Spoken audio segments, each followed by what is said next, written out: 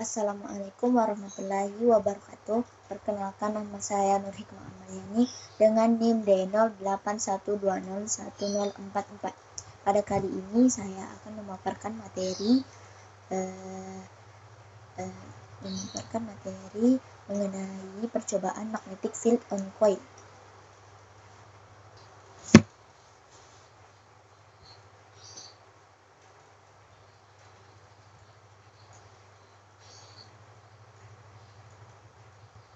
Medan magnet adalah vektor yang artinya besaran yang dituliskan medan tersebut adalah besaran vektor.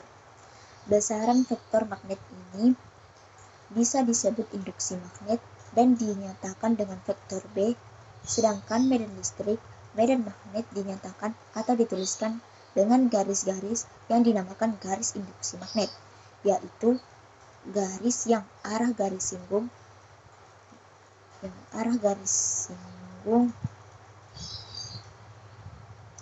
pada setiap titiknya menyatakan arah garis B di titik tersebut. Besar vektor atau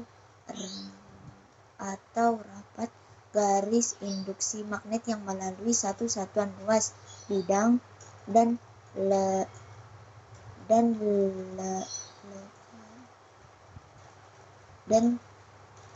tegak lurus arah dari bagian kumparan apabila sebagian lilitan persatuan panjang. Hal ini berlaku pada solenoida, tetapi merupakan pemakaian yang dekat di ujung magnet. Magnet tidak hanya melakukan gaya pada magnet lain, tetapi juga pada magnet listrik ditempatkan pada suatu tempat.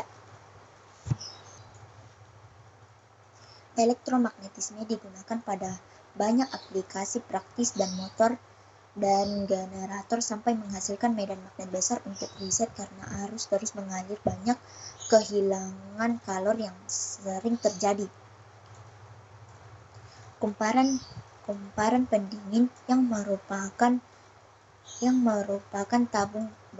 tabung berisi air harus digunakan untuk menyerap kalor pada alat yang lebih besar untuk beberapa aplikasi. Magnet-magnet superkonduksi mulai digunakan. Kawat pembawa arus dibuat dari bahan superkonduksi yang dijaga di bawah temperatur transisi. Tidak diperlukan energi penghemat listrik yang lebih besar untuk menjaga agar kumparan superkonduksi berada pada temperatur rendah yang seharusnya.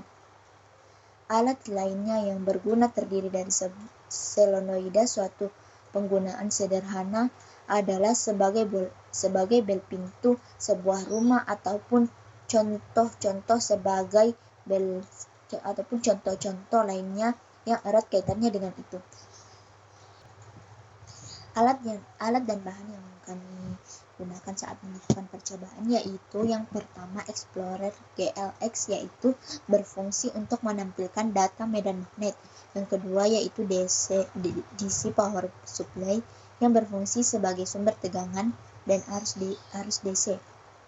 Yang ketiga yaitu digital multimeter.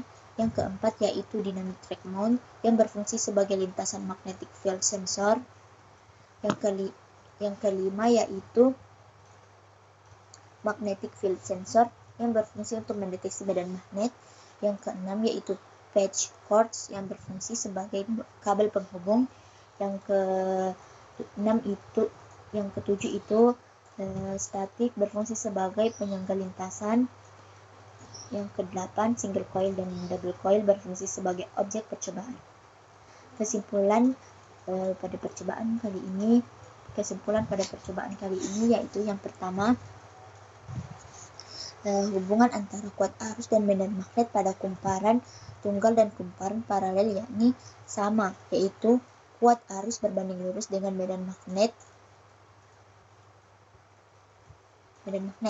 Yang kedua yaitu kuat arus dan medan magnet pada kumparan tunggal lebih kecil dibandingkan pada kumparan ganda. Dan yang ketiga yaitu kuat arus dan medan magnet pada kumparan seri lebih kecil dibandingkan pada rangkaian paralel. Sekian pemaparan materi dari saya. Wassalamualaikum warahmatullahi wabarakatuh.